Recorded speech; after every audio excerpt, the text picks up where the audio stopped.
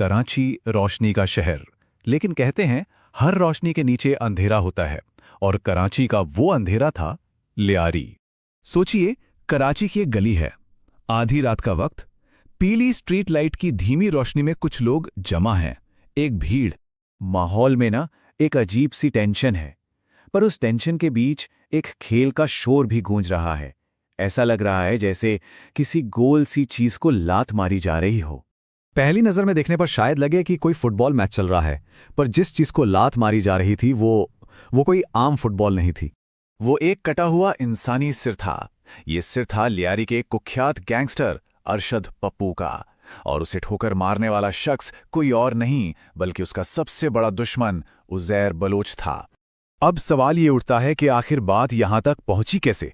कोई इतना वहशी कैसे हो सकता है? ये समझने के लिए हमें थोड़ा पीछे चलना होगा, उस दौर में जब लियारी ऐसा बिल्कुल नहीं था। देखिए, एक जमाना था जब लियारी की पहचान हिंसा से नहीं, फुटबॉल से थी। लोग उससे पाकिस्तान का मिनी ब्राजील कहते थे।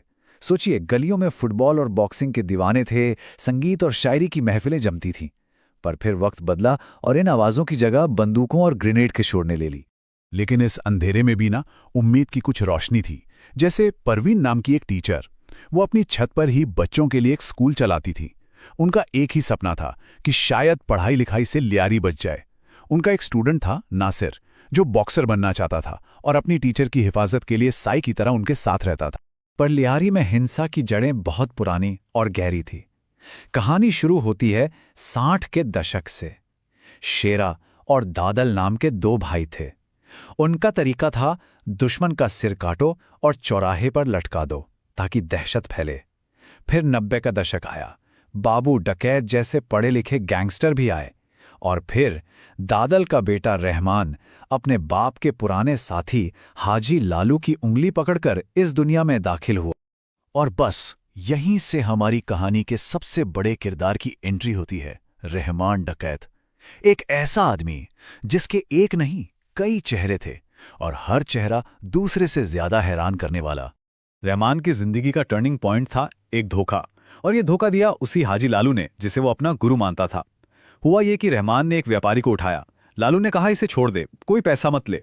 रहमान मान गया, लेकिन लालू ने पीछे से उस व्यापारी से पूरे 1 करोड़ रुपए वसूल लिए और इल्जाम रहमान पर डालकर उसे जेल भेज दिया। जेल से निकलने के बाद रहमान वो नहीं था जो अंदर गया था। अब उसके दो रूप थे। एक तरफ वो लियारी का मसीहा था, एक रॉबिनहुड, गरीबों की शादी करवाता, अस्पताल के बिल भरता, और दूसरी तरफ वो एक ऐसा हैवान था जिसने सिर्फ एक शक की वजह से अपनी सगी मां को मार डाला।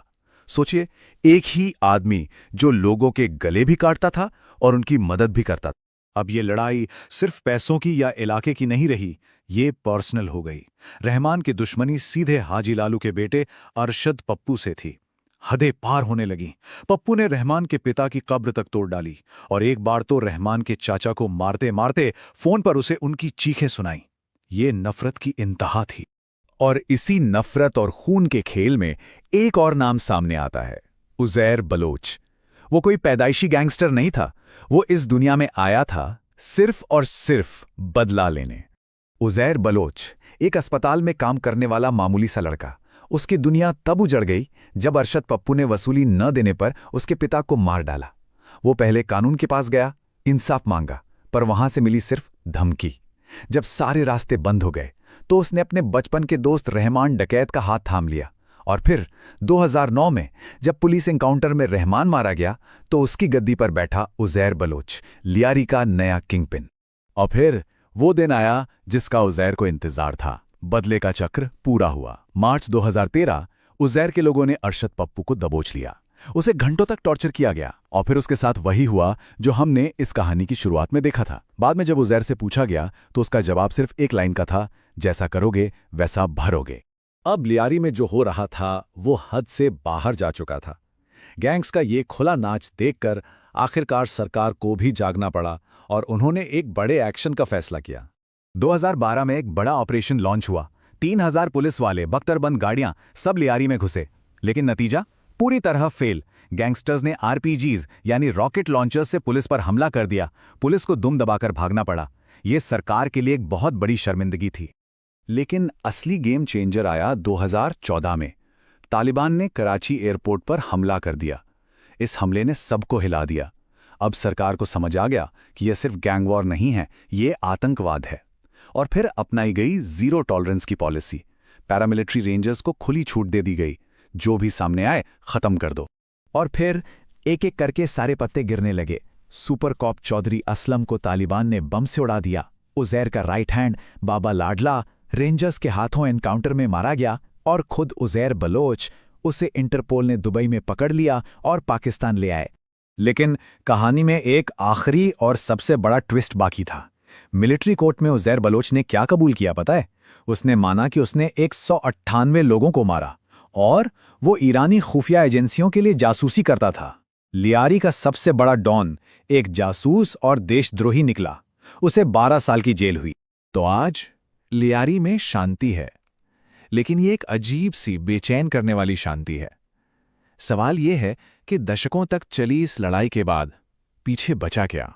कीमत बहुत बड़ी चुकाई गई।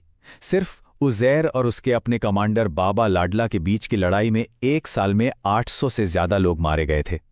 और नासिर जैसे कितने ही सपने टूट गए। याद है वो लड़का जो बॉक्सर बनना चाहता था, उसे भी टॉर्चर करके मार दिया गया। एक पूरी की पूरी नस्ल इस आग में जलकर खाक हो गई। तो आखिर में बस एक सवाल बचता है। हजारों मौतें, बर्बाद हुई जिंदगियां और एक शहर जिस पर ऐसे जख्म हैं जो शायद कभी नहीं भरेंगे। इस सब के बाद हासिल क्या हुआ? कुछ भी नहीं, सिर्फ राख।